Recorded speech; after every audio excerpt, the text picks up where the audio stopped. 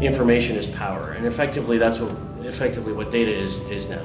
And the difference is that what's changed in the last couple of years is location. This ability to know in real time, where people are, what they're doing in those locations, what their friends are doing in those locations, and how all that comes together. Who owns the data is a big issue. Is it the real estate fiefdoms, or how do you source that? So it varies from, we go right to municipalities. Okay. So it's in their best interest to make sure it's accurate for tax reasons, for providing services. We go to other sources like other government, like at the provincial level, at the federal level. So any of the data we have the rights to. It's one of the core things that... So you have a whole bunch of micro relationships then? Yes. Across. Exactly. Yeah. One of the things we'll be talking about is we're evolving what we're calling the location economics ecosystem. Okay. So that's a whole bunch of different partner companies which have important data that can be location referenced, and then making it all accessible through mechanisms. We have something we call a unique address ID. So we tag all buildings and units within buildings and with these unique IDs.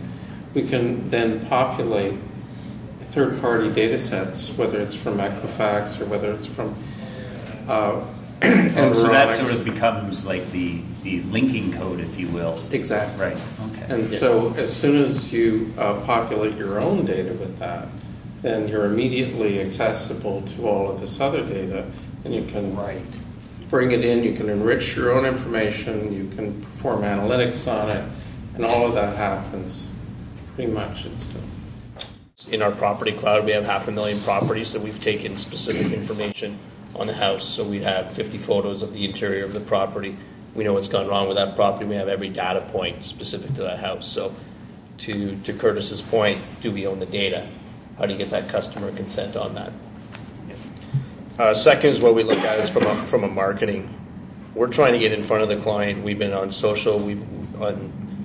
Our marketing activities has just been leaps and bounds, and by trying to get to that client earlier in that process. How do you use it Foursquare? How do you know that they're with the realtor at that point in time? So we're really trying to say, we're partners with realtors, but at the same time, I think the industry is going to evolve to say, let the consumer make decision on the home inspection process as opposed to the realtor. So how do we get in front of them? How do you make sure you're there at that, at that point in time?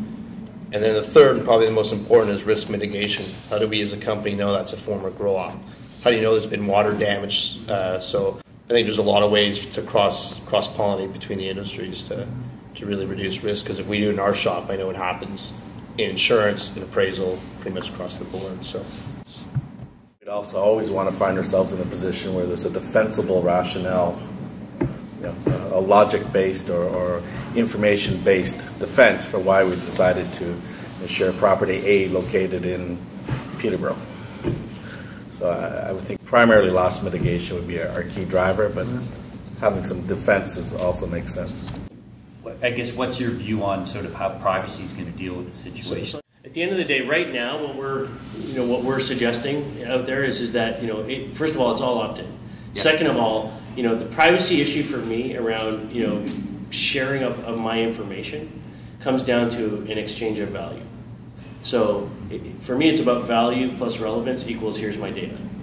We had a fairly significant breakthrough just about 2 months ago, where one of the major insurance companies is actually allowing us to do all of their processing on the public cloud that we have with Azure.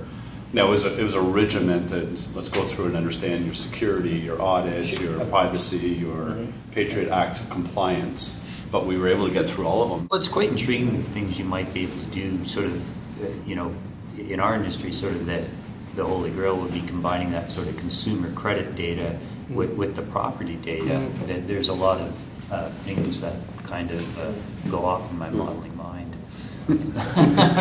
that could be quite powerful. So. I think what we're hearing, from John and everybody here today is that we all have interesting data sets that we hold and we own and we currently use today. But I think if we start combining them and share and correlate them with each other, we can actually see a lot more success for all of our independent businesses.